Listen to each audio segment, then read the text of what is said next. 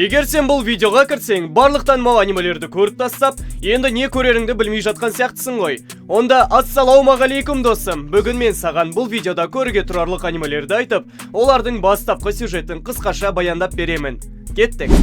Патриотизм Мориарти. Егер сен детектив жанрын жақсы көрсең, бұл аниме саған арналған. Себебі мұнда басты кейіпкер мен оның қарсыласы арасындағы ойлар шайқасы керемет бейнеленіп, барлық сюжет жақсы ойластырылған.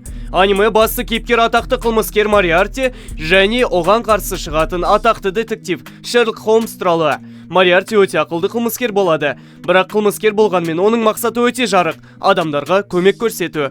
Қысқасы, қылмыскер Мориартинің атақты детектив Шерлок Холмсты ит қылдырғаны туралы айтылады. Аниме 2 маусымнан және жалпы барлығын алғанда 24 бөлімнен тұрады. Аниксарттағы бағасы 4.9. Енді өзімнен айта кетсем, маған қатты ұнаған анимелердің бірі болып келеді. Сондықтан қарауға кеңес беремін.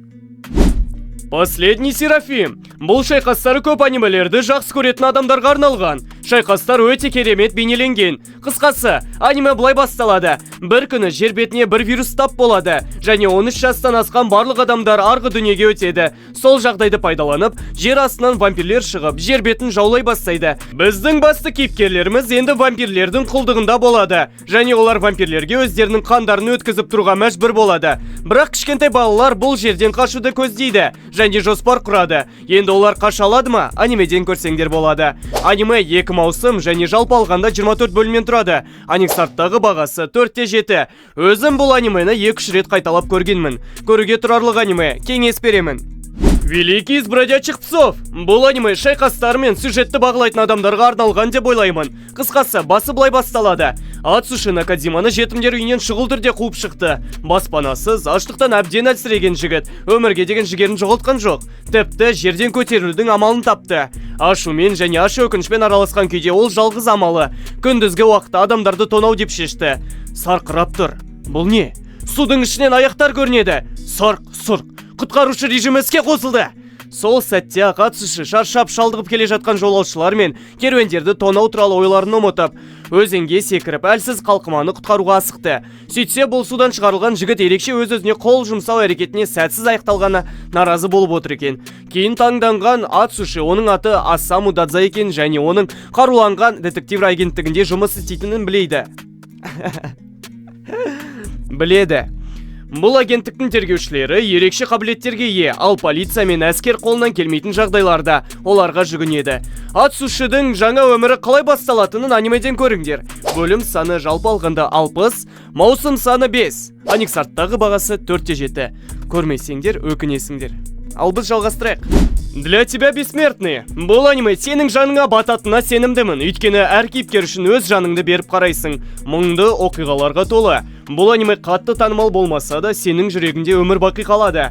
Басын түсіндірмей ақ қояйын, өйткені бұл оқиғаны қарау керек. Әр қайсында 20 бөлімі бар, 2 маусымнан тұрады. Аниксарттағы бағасы 4.8. Сегодняшнего дня. Бұл аниме менің сүйікті анимелерімнің бірі. Бұл төбелес пен комедияға толы оқиға. Бір күні жаулар болып, келесі күні дос болып кеткен 2 ақмақтар туралы. Бұл анимені көріп бітем дегенше күлкіден ішің жарылады. Мысалыға бұл үзіндіні қарап көр. Ұнады ма? Онда қарауға кеңес беремін. Маусым саны 1 және 10 бөлімнен тұрады. Аниксарттағы бағасы 4.9.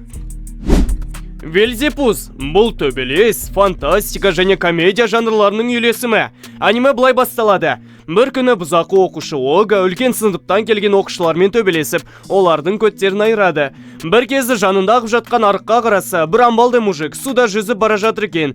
Әрине, біздің басты кейіпкеріміз Ога оны құтқарады. Судан шығарған ол мужик 2-ге бөлініп, ішінен бір баланы шығарады. Сөйтіп сол Оганы өзінің әкесіне көреді. Ал негізінде бұл баланың әкесі жындар патшасы екен. Енді Ога сол сәбиден құтылу жолдарын іздейді. Бұл анимені көріп жатып, бір жыртылып та, бір соғысқа таңғалып отырып қаласың. Ал достар, осымен болды. Менің топтамам аяқталды. Егер оларды көрмесең, міндетті түрде көр. Бұл видеода кішкене қалай айтса болады. Қателіктер көп кетіп қалды.